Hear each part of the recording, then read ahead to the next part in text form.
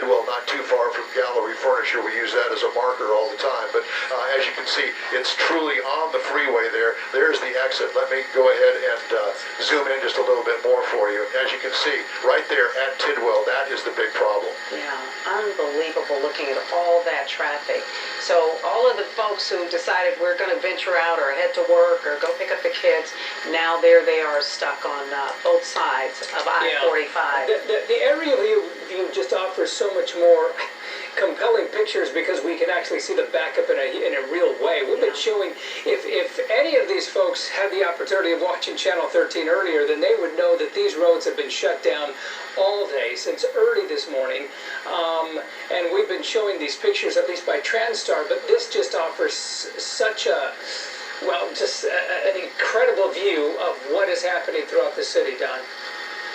Yeah, that's right, Art. And, you know, the other thing is, too, is that there are tens of thousands of people out on the freeways right now just in this manner. As a matter of fact, a friend of mine was trying to get out of NRG Stadium area, trying to get on Highway 90A, headed out toward Fort Bend County, and there was a major backup. That person was stuck in traffic right there, hadn't gone but 3 miles from NRG, and stuck on Highway 90 trying to get through flooded roads down there at Willow Bend. And that's just one of hundreds of thousands of stories, I'm sure, that everybody's going to have to tell. Now, Don, you have a much better view than we do, and we've been talking all day about many of these access roads that were also flooded, which only added to the headache. As you fly over many of these different thoroughfares, are you seeing whether or not some of those roads have finally drained down? Well, let's just use this one, for example. I-45, the North Freeway, southbound. This is the 610 North Loop.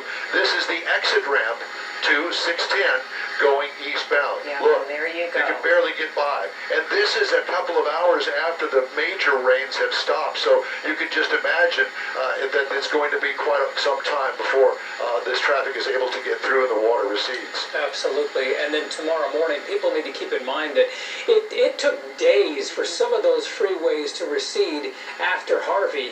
And so no doubt it's going to take at least a couple of days, at least through the weekend, to get that I-45 down, because that is just filled. It's almost all the way up 15 to 18 feet high under that overpass. So that's going to take quite a long time to commute tomorrow morning. And the best advice, I think, for many is perhaps just to see if they can work from home or perhaps take the day. Yeah, you got to wonder what many of the school districts are going to do. Today we know that HISD, the largest district in our area, decided to go ahead and keep open its doors.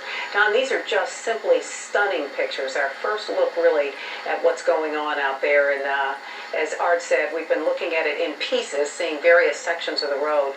But this is really the first time we've had a chance to see just how widespread the problem is and how many roads are still flooded at this point, so that people are unable to go in any direction there. And how many vehicles as well we have seen underwater. Don, that picture you had of I-45, like there's an underpass right there still of I-45, and there were so many vehicles. I mean, there were just dozens of vehicles underwater as a result. Now this looks like it's probably at least 10 feet deep or so, but there you see the vehicles.